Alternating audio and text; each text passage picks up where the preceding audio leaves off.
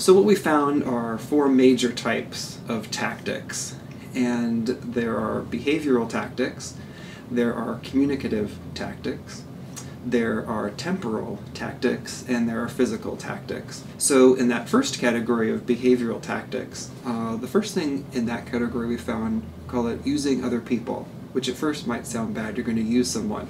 But really the idea here is that you find out the resources you have available to you. People in your family, people at work, maybe it's coworkers, a staff person. Who is it that can help you manage the work-family boundary the way that you want them to? So it's a very simple way to have someone else kind of run interference for you. Some of them described other people as a firewall, like an administrative assistant would be the sieve and only let people through that really did have an emergency at hand. So that's how we could use other people. The second behavioral tactic is leveraging technology. And if you think about all of the resources we have available to us now, it's actually a really great tactic. If you think about, you can use a cell phone, you can use caller ID, you can use email, you can use these technologies as a way to help either segment or integrate work and family. So those very simple technological tools can help create either the integrated or segmented environment that you want. The third of the behavioral tactics is what we call invoking triage.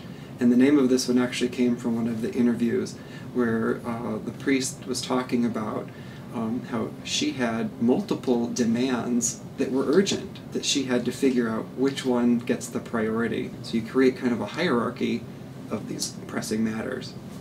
That allows you to then prioritize and to explain to people and think about it, well, here's why I've chosen this over another topic. The fourth behavioral tactic that we found is called allowing differential permeability. Another word or another phrase that we use for that is picking and choosing. The idea here is that some things you can integrate, some things you can segment. And if you think about it ahead of time, you can decide which things do I not mind sharing in both worlds, and what things do I want to keep separate, and decide ahead of time which is which. So you don't have to be all one or the other. You don't have to always integrate or always segment. There were two temporally oriented tactics that we found in the data. One of them had to do with controlling work time. And if you think about the time that we have both for home and work, there are ways to control it. One way to do that is to block off periods of time or segment them. And if you find yourself having to work in times that you don't want to, you're essentially taking away from family time, block that amount of time and give it back to your family in what would have been a work-oriented time. So this is something that can help the workaholics who are trying to get lots done but also don't want to sacrifice too much in their family. Literally keep track of the hours that you're pulling from one area that you don't want to have to pull. You're like banking it and then giving it back to that in another time. Another thing that people can do temporarily is what we call finding respite. One of the great tips that the priests gave us when we were asking them how do they not get burned out with so many demands on their time was that they could carve out time in their schedule, whether it's in a day or in a week or in a month or throughout the year.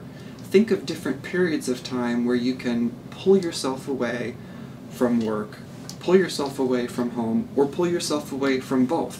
Whatever it is you need that rest from. We also found three physical tactics, and by physical we mean tangible, touchable things, but also space. The first of those is managing physical boundaries and how we adapt physical boundaries. How can you think about managing boundaries? Do you put a do not disturb sign on your door in your home office? Do you have times when the kitchen table is work and times when it is not? Managing those physical boundaries helps you create cues in your mind about when and where you are doing home things versus work things. But if you're an integrator, you might be perfectly fine with having work spread out all over the place and spilling your food on your work, etc. Okay. Again, it goes back to the individual preference, but deciding how can I create that space that works best for the way that I work. Another of the physical tactics was what we call manipulating physical space. So this essentially says, how can I create more or less distance between home and work? So some people might want to live further away from work, give themselves a commute time to kind of detox, decompress in between those two places. Other people want to live closer. So how do we manage that physical space of those two, the home and the work? The last of the physical tactics was managing physical artifacts. And an artifact is anything that you can touch that's a part of those domains. So keys are an artifact. We have keys for our home, for our car, for the office. Calendars are an artifact. All of these things can actually be used to either segment or integrate our lives more or less. So some people keep all of their keys on one key ring. Other people have a work set of keys and a home set of keys, and ne'er the twain shall meet. Other people use separate calendars, and we mentioned the email earlier. All of these are artifacts, things that represent or are symbolic of either home or work. So we can manage those artifacts to cue what we want cued when we want them cued. The final set of tactics have to do with communication, communicative tactics. And really we separate these two by before a violation has occurred on the work-family boundary and after a violation has occurred of the work-family boundary. Communicating expectations is the first of these two tactics, and that's essentially letting people know around you what your preferences are regarding home and work. Now, after a violation has occurred, right, if someone is not living up to the expectations that you have for them, then we have to confront the person that has made some sort of violation and talk to them about what your expectations are, what they were, and how they could go about it differently. So by understanding who we are, what our preferences are, and then communicating that to others, both ahead of time and after any problems have cropped up, can help manage their work-family boundary. I think one of the great takeaways from the research is that we can empower ourselves to do this. I mean, work-life balance is something that is on most people's mind at some point during the day or week or month. Some people are constantly struggling with it, for others it's more time to time, but it's part of the human existence. You don't have to even be married or have children. You have a personal life of some kind outside of work, and so the work-non-work balance is a tricky thing. So I think one of the great things about this research is that it shows that people can take steps to manage it better.